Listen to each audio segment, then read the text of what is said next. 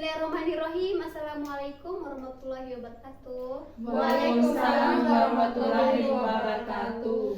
Selamat pagi. Pagi Bu. Sebelum kita mulai proses bimbingan konseling kelompok kita, lebih barokahnya kita berdoa dengan keyakinan kita masing-masing. Berdoa mulai.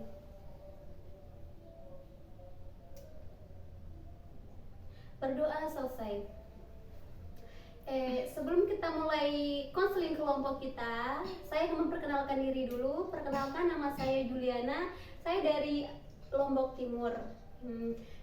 Terlebih akrabnya kita supaya lebih jelas, lebih enak kita ngobrolnya. Kita memperkenalkan diri dulu dengan mulai Mbak. Perkenalkan, nama lengkap saya Marta Sofianti Malo, biasa dipanggil Sofia. Saya asli dari Nusa Tenggara Timur, bagian Sumba. Perkenalkan, nama panjang saya Nurul Astra Ningsi, biasa dipanggil Nurul atau Ningsi. Saya asli Dompu tapi tinggal di Sumba Timur ikut bapak. Perkenalkan, nama lengkap saya Clemensia Bulu, biasa dipanggil Cia. Saya asli NTT tapi tinggal di Sumba. Perkenalkan, nama saya Heni Dewi Hayanti, biasa dipanggil Heni, sapaan akrabnya Wiwi, asli Sumbawa NTB. Masya Allah ya, kalian tuh berada di daerah sangat amat jauh ya dari sini. Ya, apakah sebelum konseling ini apakah pernah merasakan konseling kelompok? Belum pernah. Baru kali ini. Iya. Sebelum kita mulai konseling kelompok, saya akan menjelaskan apa sih itu konseling kelompok. Konseling kelompok itu salah satu layanan bimbingan konseling untuk memberikan kebantuan. Ya, dimana sebelum kita mulai bimbingan konseling kelompok ini, kita akan mulai perjanjian tentang kerahasiaan kesukarelaan kita. Apakah kalian siap untuk merahasiakannya? Siap Bu. Siap. Oh iya, sebelumnya kalian datang dari jauh-jauh buat ke Mataram itu apa? Kuliah. Kuliah, Masya Allah. Terus kuliahnya apakah satu universitas atau Ya, bagaimana? satu Universitas. Luar biasa ya guys. Di sini terus selama kalian mengikuti perkuliahan dan apa saja permasalahan kalian yang kalian alami? Kalau saya sih Bu, bagaimana cara mengatasi stres itu, karena selama saya kuliah kebanyakan saya stres, terus tugas-tugas tumpuk kayak gitu Bu. Kalau saya itu kan biasanya anak kos. Ini cara mengatasi pengeluaran berlebihan, seperti saya kan suka boros. Bisa satu hari itu bisa 30.000. Jadi cara mengatasi tidak boros itu masalah saya. Kalau saya sih ini kurang percaya diri. Sepertinya ini presentasi di depan gitu. Mengungkap perasaan saya tapi takut. Bagaimana caranya kita mengatasi Rasa cemas rasa atau cemas dan takut gitu. Oh iya, terus Mbak? Kalau saya sih kurang lebih sama Mbak Cia, Mbak ya. Kalau misalkan maju ke depan buat melakukan presentasi itu sering merasa takut gitu, deg-degan berlebih. Iya, di sini ya permasalahannya berbeda-beda. Iya. Apa kita menyelesaikan masalah itu dengan permasalahan yang mana dulu? Apakah mulai dari Mbak Cia atau Mbak Sofia? Mbak Sofia ada, Bu. Iya, Mbak Sofia stres. Iya. Yang paling utama itu apa yang membuat Mbak Sofia itu stres? Karena banyak tugas dari kampus Bu. Itu karena tugas. Iya. Oh iya. Biasanya Mbak Sofia itu dalam satu hari itu diberikan tugas berapa sama dosennya? Minimal 3. 3? Iya. Oh iya. Berarti dalam satu minggu itu berapa tugas itu dalam satu minggu perkuliahan Mbak itu? Kan kuliahnya kita bukan dari cuman sampai hari Jumat saja Bu, udah sampai 1 minggu. Hari Sabtunya kita libur. Nah minimal itu ada dosen yang kasih tugas, terus ada juga tidak ada kayak gitu.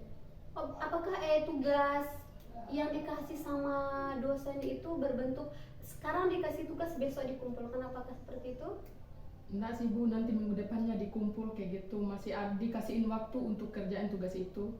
Oh iya, berarti tugas yang dikasih sama dosen itu dikasih waktu 1 minggu terus dikumpulin. Iya. Begitu pula dengan tugas yang lain. Yang lainnya. Oh berarti Mbak Sofia kalau udah dikasih tugas hari itu lebih baiknya Sofia mengatur setelah waktu. setelah pulang dari kampus istirahat, atur waktu dengan sebaik mungkin dulu. Pertama, setelah istirahat, Mbak Sophia, apa yang Mbak Sophia lakukan? Bangun langsung beres-beres kos, bersih-bersih, terus masak gitu, terus Iya, baru terus? lanjutin kerjain tugas. Biasanya- malamnya itu Biasanya Mbak Sophia itu ngerjain tugas tuh di jam-jam berapa? di jam 9, jam 10. Jam 9, jam 10. Minimal itu atau maksimal sampai jam berapa Mbak Sophia kerjain tugas itu? Sampai jam 11. Sampai jam berapa jam? Apakah 2 1 jam. jam? Ada yang 2 jam sampai 3 jam. Oh ya, berarti Mbak Sophia tuh ketika dikasih tugas sama dosen itu, misalnya 1 hari dikasih tugas tuh 1 atau 2, lebih bagusnya tuh Mbak Sophia harus langsung kerjain tugas supaya meringankan beban Mbak Sophia, supaya nggak terlalu stres untuk memberikan tugas itu. Nah misalnya Mbak Sophia kan bilang tadi pulang dari kampus istirahat, bangun beres-beres masak, entah itu di jam sebelum tidur malam Mbak Sophia kerjain dulu tugas yang baru dikasih supaya lebih aman, supaya nggak kepikiran. Jangan sampai tugas Mbak Sophia itu dikumpulin atau ditumpukin baru dikerjain. Nah sekarang Mbak Sophia itu kerjain tugas satu persatu terlebih dahulu, baru tunggu tugas dosen yang lainnya supaya nggak menumpuk ya Mbak ya. Terus Mbak Nurul, Bu, saya mau menanggapi jawab Pertanyaan pertanyaannya Sofia. mm-mm. Karena Sofia kan ini mengalami stres Iya, tentang stres. tugas.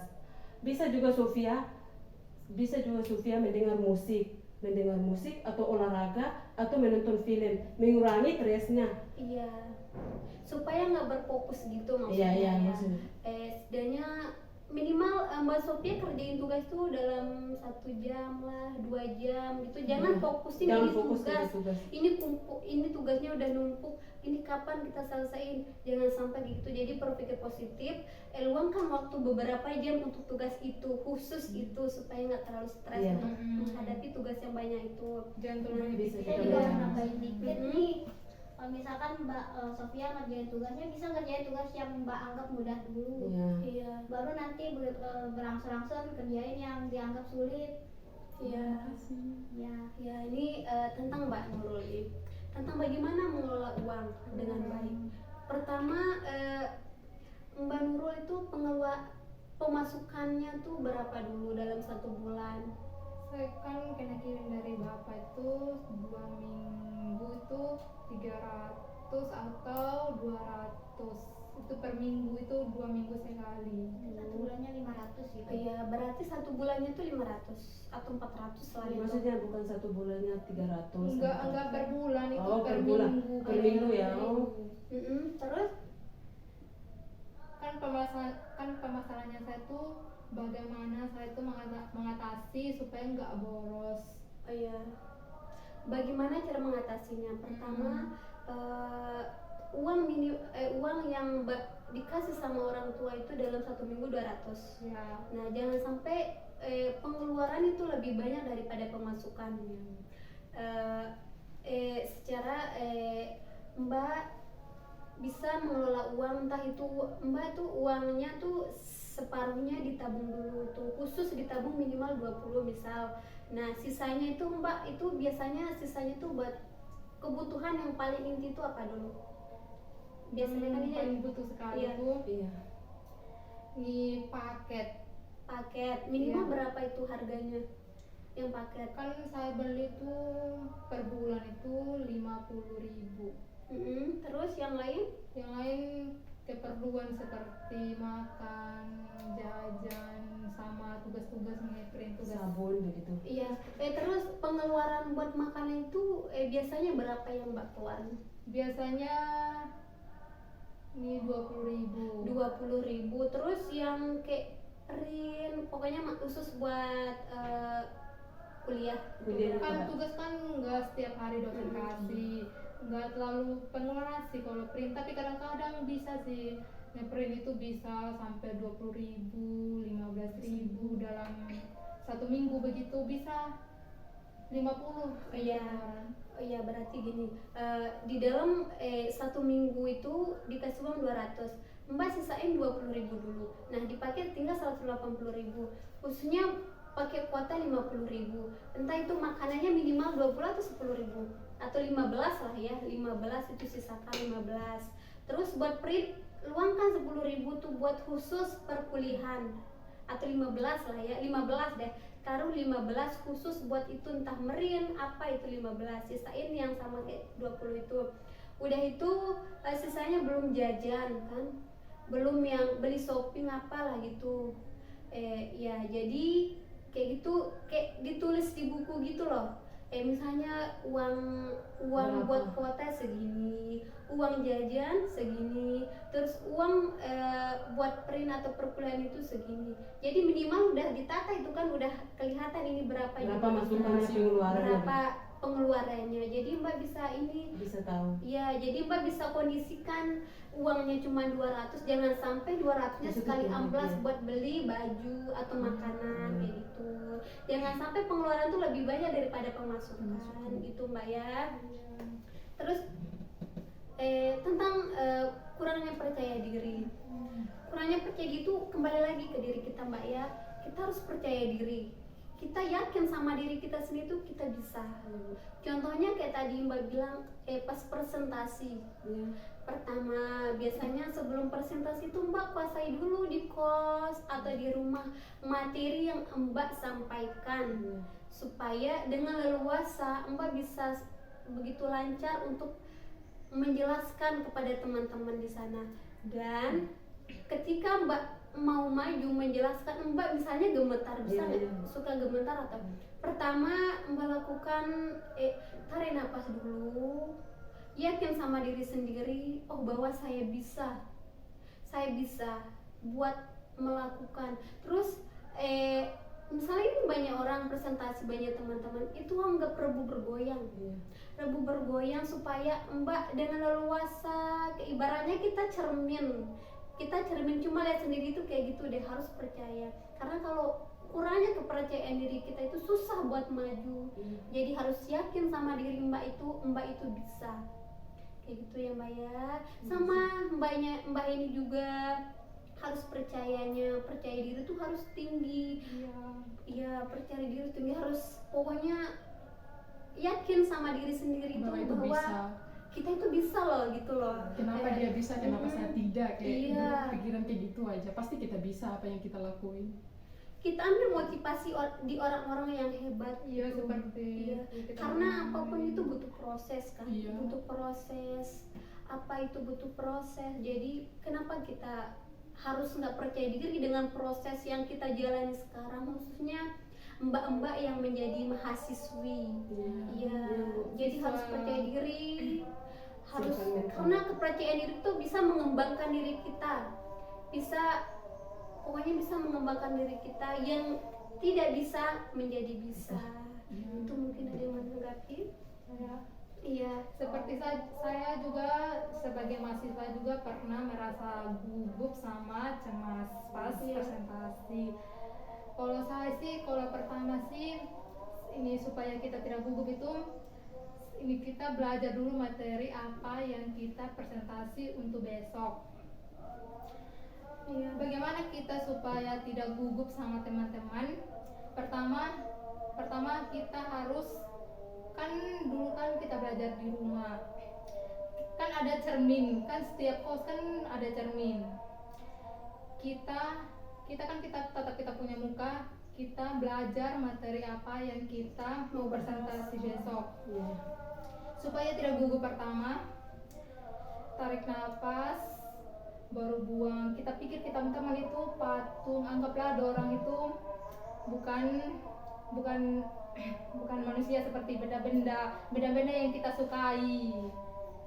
Jadi pasti kita tidak merasakan gugup karena kita anggap kita punya teman itu benda-benda yang kita sukai. Jadi itu sih makasih. Iya. Intinya Makasih. kita buktikan ke semua orang, oh inilah saya pasti bisa, kalian bisa, kenapa saya tidak bisa. Iya. Gitu. Tunjukkan kepada semua orang, inilah saya bisa, saya bisa melewati proses-proses tentang tidak kepercayaan diri kita itu. Nah tadi lagi tentang stres. Misalnya Mbak ini terlalu stres dengan memikirkan tugas-tugas. Pertama, atur waktu dengan baik.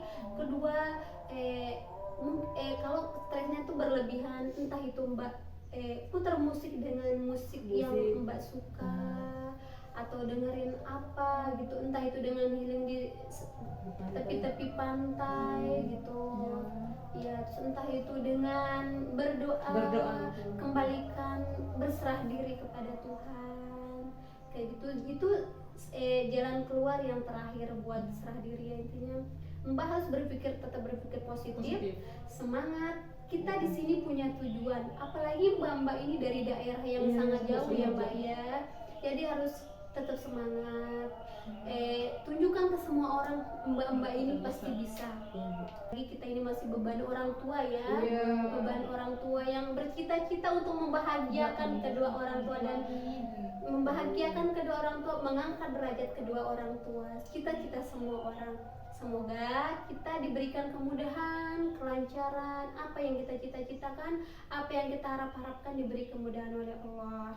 Nah, disinilah kesimpulannya kita. Jadi tetap semangat, tetap percaya diri, apapun itu pikirkan terlebih dahulu sebelum bertindak. Sebelum kita menutup bimbingan konseling kita ini, terlebih baiknya juga kita tutup dengan berdoa, dengan keyakinan masing-masing. Berdoa mulai.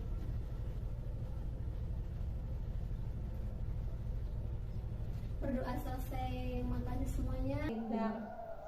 Sekian dari konseling kelompok kita di sini. Assalamualaikum warahmatullahi wabarakatuh. Waalaikumsalam warahmatullahi wabarakatuh.